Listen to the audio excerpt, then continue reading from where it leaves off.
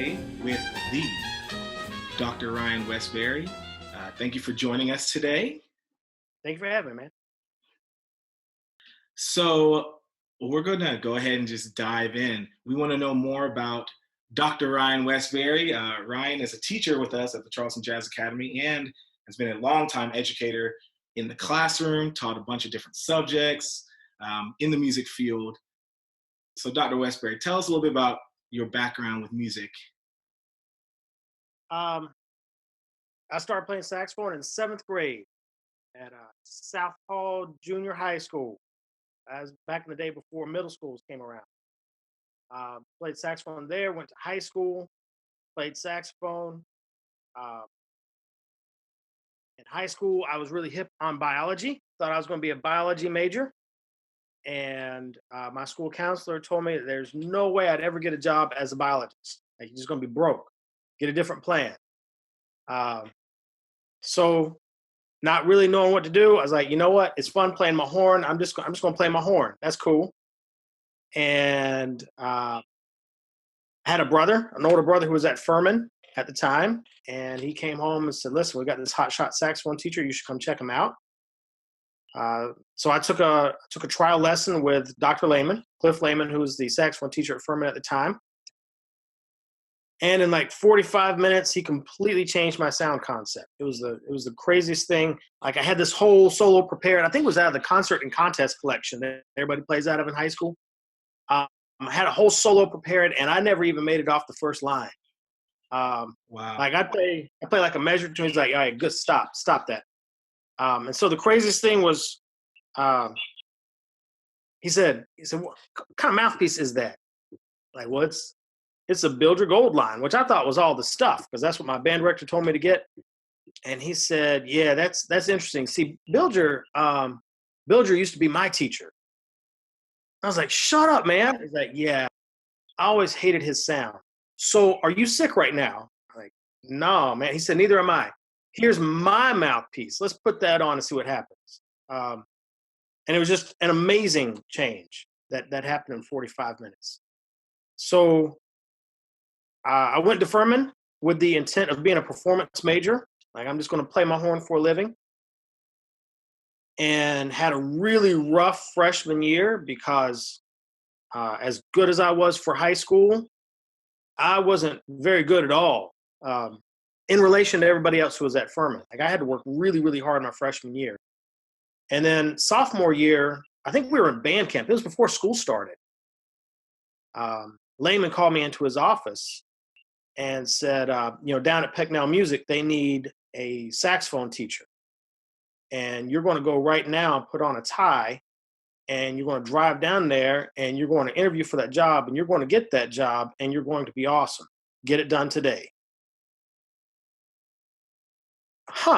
Like, can we talk about this? No, you need to make it happen right now. So I went down and interviewed and got the job exactly as he said. And that was also as a curveball because they said, "All right, you're going to be teaching saxophone and clarinet." And at that time, like, I never played clarinet. And I said, "There's a problem because I've never played clarinet." And they said, "Not a problem. Here's a clarinet. Go figure it out." So I started teaching saxophone, and with clarinet, I was practicing in a practice room to try to stay one step ahead of my students, it seemed like at the time. But that was the experience that really changed my thinking. A lot of students that I got there, just asking, like, "What do you want to do with the saxophone? What do you want to do? What's your goal with this thing?"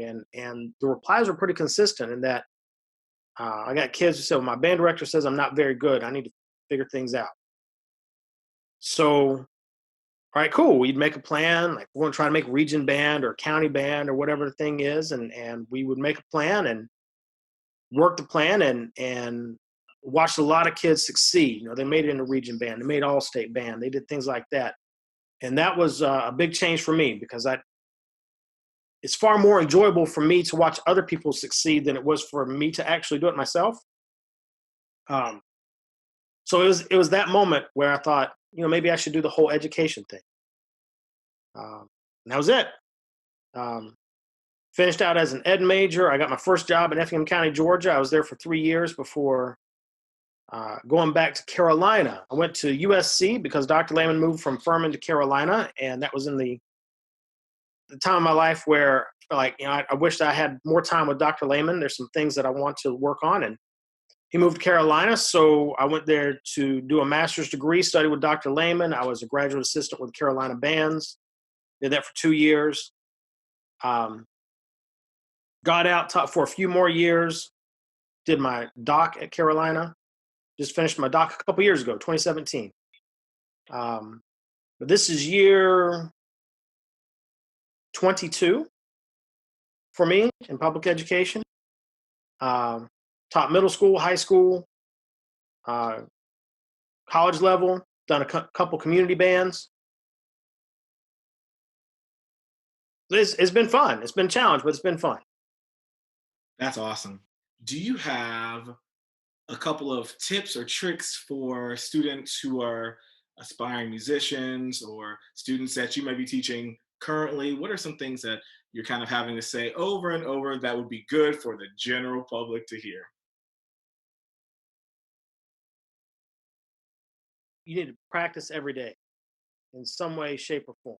Um, I think the single biggest thing, the most important thing we own as musicians is our sound, the way you sound on your instrument.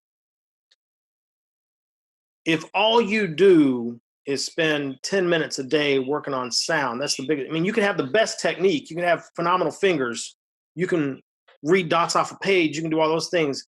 But if you sound like a chainsaw, people aren't not going to want to listen to you very long at all. So you've got to make sure you spend every single day working on your sound. For me, on saxophone, that's overtones. So I pick up a horn, and you always hear people talk about start with your long tones. Well, long tones for me are the overtones.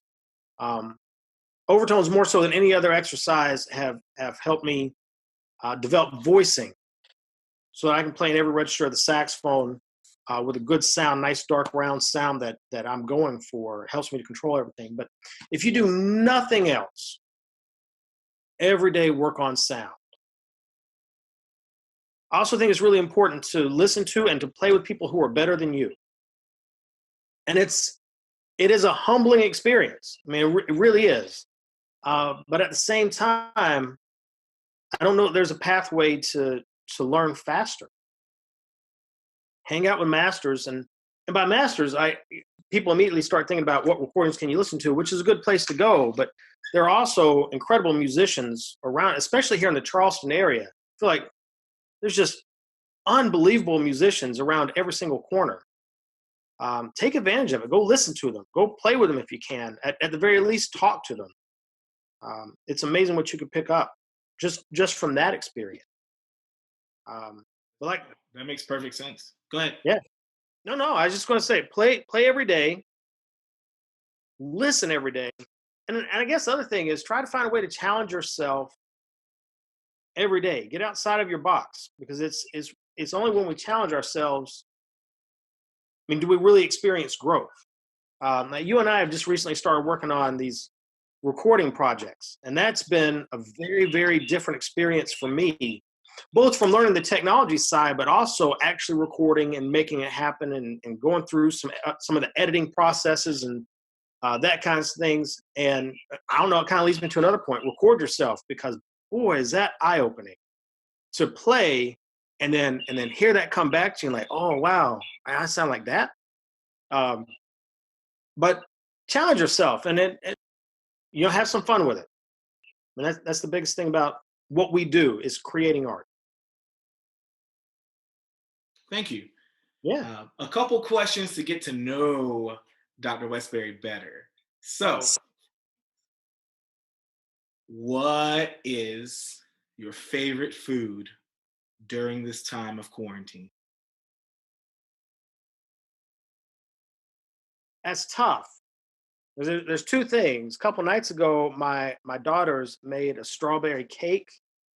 That was amazing. I mean, just amazing. But also, my wife has gotten into new recipes to try to do some different things. Anyhow, she has this Instant Pot, whatever. She's doing as many things as she can with that. So she found a recipe for Korean beef. And I don't know how authentic like it actually is with Korean, but it is very it's very sweet and very spicy all at the same time. Like it is really good. We have found it's best to serve with rice. The rice kind of helps balance it out, but it's a different thing for me. It's different and good. I mean, it's so those two things: Korean beef. If it's authentic or not, I don't know. And that strawberry cake. That's where it's at right now. Well, if you ever need a true, an awesome half Korean man to come and Yes, halfway test out your Korean food, I'm happy to do it. we'll do that and play some cornhole. We've all been inside the house the last few weeks. If you could travel anywhere in the world, where would Dr. Westbury go with his family or by yourself today? I would love to go to Hawaii and see the black sand beaches. I've heard about them. I know people who've been there. I've seen pictures. I would really like to go experience that for myself. Mm, that sounds beautiful. I'm told that the sand is not like our sand, that it kind of sticks to you, that kind of thing. Um, it just comes right off of you. I don't know. That's what I'm told, but I would really love to see that in person and not so much in pictures, postcards, and that kind of thing. Well, if you need a friend to go with you and check it out, just you can also call Absolutely, me too. we'll make that happen. Soon. Dr. Westbury, thank you for taking time out of your day to talk to our community about music education and just a little bit about you. I know our students